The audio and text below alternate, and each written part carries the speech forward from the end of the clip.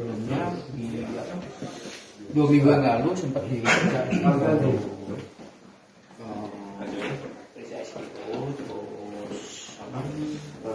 suruh pulang 2 minggu yang lalu.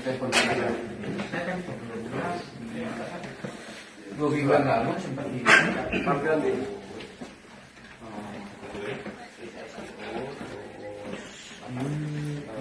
suruh pulang 2 minggu yang lalu.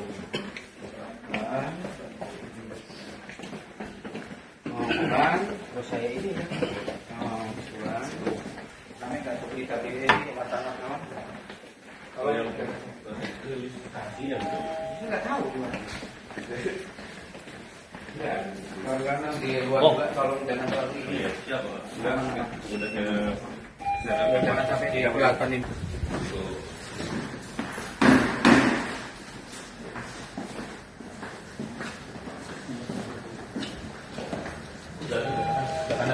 Sebelah kanan ya.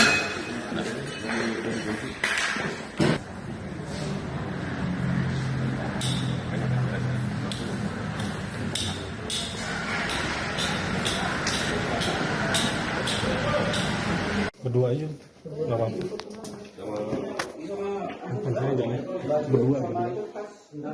Berdua. Kemarin saya ditelepon, saya kan sebelumnya di 2 minggu yang lalu sempat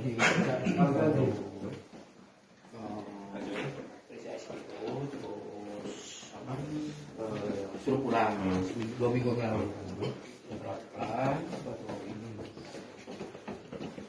Pulang terus saya ini kan habis pulang kami nggak ada berita ini wacana kalau yang kasih ya nggak tahu gimana. Iya, karena di luar juga tolong jangan terlalu ini. Jangan sampai di belakang ini. Pengacara saya mungkin ikut ke ini. Kita ngobrol-ngobrol.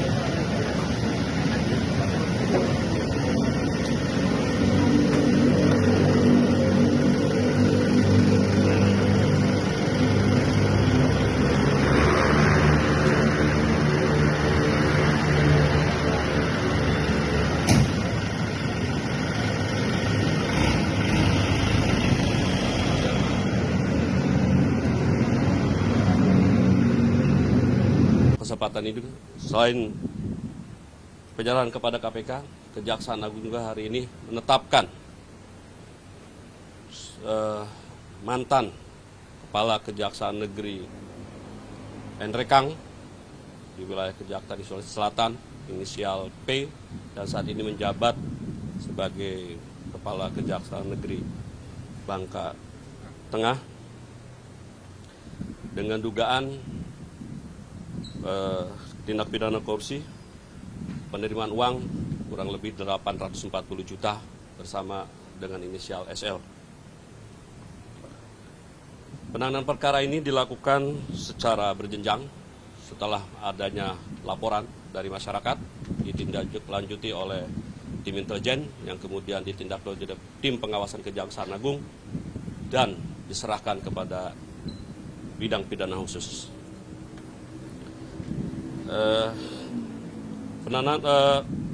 Kita akan selalu konsisten menekankan bahwa setiap insan adiaksa wajib menjunjung tinggi nilai-nilai integritas, profesionalisme, dan akuntabilitas. Apabila terdapat oknum yang mencederai kepercayaan publik, maka akan ditindak tegas sesuai dengan peraturan undang-undang yang berlaku. Demikian. Pak, izin Pak, untuk yang hasil KS itu Pak, mungkin bisa dijelaskan Pak terkait proses penangkapannya seperti apa, dan itu penangkapannya di mana Pak? Dan yang kedua, kan waktu itu diduga bahwa yang bersangkutan itu berupaya melarikan diri dari operasi tangkap tangan KPK.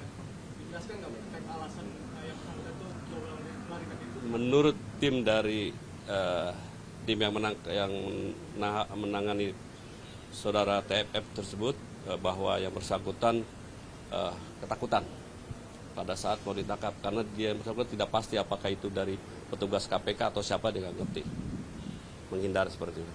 Proses penangkapannya sendiri gimana ya Pak? Seperti apa sih? Di daerah sana, di mana? Di daerah Kalimantan Selatan juga, Itu di rumahnya bersangkutan atau di mana? di tempat lain. Ditangkapnya hari apa Pak? Hari kemarin, kalau nggak salah hari kemarin langsung dibawa, diserahkan. Ya hari Minggu. Enggak ada. Kalau pengakuan yang bersangkutan enggak, tapi kan itu nanti diperiksa. Itu kan OTT-nya hari Kamis Pak, ditangkap hari Minggu. Nah selama Kamis sampai dengan Minggu itu Ya itulah setelah koordinasi kita dicari oleh tim dan ditangkap sudah. Pengakuannya dia kabur kemana Pak selama 4 hari itu? Saya belum terlalu mendalam, nanti kita ini. Katanya sempat lari ke hutan itu Pak. Oh enggak tahu. Sempat melarikan diri aja. dia ditangkap atau menyerahkan diri Pak? Yang jelas sudah diamankan, tapi yang bersangkutan saat sudah menyerahkan diri yang itu aja. Tapi yang jelas berada di tempat lain, tidak Pihak kerja. yang coba membantu yang bersangkutan. Nggak ada. Nggak ada. Status dari jaksa yang di Hulu Sungai Utara ini udah dicopot dari status PNS atau bagaimana? Ketika yang bersangkutan tetap langsung, kami menonaktifkan dari jabatannya secara otomatis kebijakan pajak sagu. Yang kedua, diberhentikan langsung sementara status pegawainya, berikut juga gaji dan tunjangannya tutup, diberhentikan sementara sampai menunggu putusan pengadilan yang berkekuatan hukum tetap. Pak, untuk Kajari Bekasi, Pak Edi Suparman bagaimana perkembangannya, Pak? Nggak ada. Yang sampai saat ini kan rumahnya sudah disegel oleh KPK. Oh, nggak ada. Hah? Nggak ada. Nggak ada. Itu. Kan dicabut kan, nggak ada. Udah dibuka kembali, Pak. Udah, nggak ada. Silakan ditanya ke KPK. Kan kemarin OTT KPK hanya menetapkan itu aja ke Bupati dan kawan-kawan. Pak, Oke. terkait OTT di Banten, KPK mengatakan kejaksaan dulu mengeluarkan sprindik. Boleh kita tahu tanggal berapa sprindik ini dikeluarkan oleh Kami keluarkan tanggal 17 17 ya, Desember? Desember. Ya. Kasus lain Pak, besok Nadiem bersedia datang ya Pak? Kalau menurut informasi dari penuntut umum bahwa berdasarkan keterangan dokter yang bersangkutan sudah sehat dan bisa melakukan aktivitas kembali. Namun demikian nanti kita lihat perkembangan besok. Pak, terkait yang jaksa yang di Bangka tadi Pak yang ditetapkan sebagai tersangka itu kasusnya terkait penerimaan uang kan Pak ya? Itu kaitannya penerimaan uang apa itu Pak? Dalam penanganan perkara Basnas.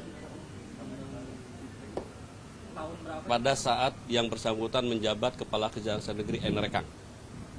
Kami mendapatkan laporan pengaduan, kita segera tindak lanjuti, tim intelijen langsung turun. Setelah itu dilakukan klarifikasi, kemudian setelah cukup diserahkan ke pengawasan, dan dari pengawasan sudah cukup bukti bahwa yang bersangkutan melakukan perbuatan tercela, dan segera dilimpah ke tim Pitsus Gunung Bundar, dan hari ini ditetapkan tersangka dalam proses pemeriksaan. Kita masih menunggu hasil dari Interpol yang di Lyon. Kalau dari sini kan sudah diteruskan. Ada target nggak sih? Kan ini proses sidangnya juga. Kita sedang mengkaji nanti dengan jalur hukum yang lain. Nanti kita kaji dulu. Tapi sementara kita menunggu dulu dari permohonan red notice kita ke Interpol. Pak, satu lagi Pak. Terkait investasi Google ke Gojek itu kan disebut tuh di dakwaan Pak, itu sebenarnya kelanjutan pengusutannya gimana Pak? Itu masih didalami oleh tim teman-teman dari penyelidik di Gunung Bundar ya. Pak, sisa penggantian kerugian negara pemberian fasilitas ekspor yang kemarin kan 13,2, tersisa 4 triliun ini kapan dikembalikan lagi Pak? Apanya? Yang sisa pemberian fasilitas ekspor kemarin, yang 4 triliun lagi dari 13,2 triliun itu, Oh, yang belum dibayarkan. yang belum dibayarkan kapan rencananya Pak? Sedang dalam penagihan. Nanti kita lihat dalam waktu dekat kita umumkan ya. Pokoknya prinsipnya apa yang terjadi dengan Korps Adi Jaksa saat ini, pimpinan meminta kepada jajaran Adi Jaksa tetap semangat melakukan penegakan hukum dan tetap menjaga soliditas dan lakukan penegakan hukum dengan benar, dengan adil, sesuai hukum acara, dan tidak menzolimi, menjaga integritas dan menjaga. Subscribe, share, like, and comment. Subscribe, share, like, and comment. Subscribe, share, like, and comment. Subscribe, share, like, and comment. Subscribe, share, like, and comment.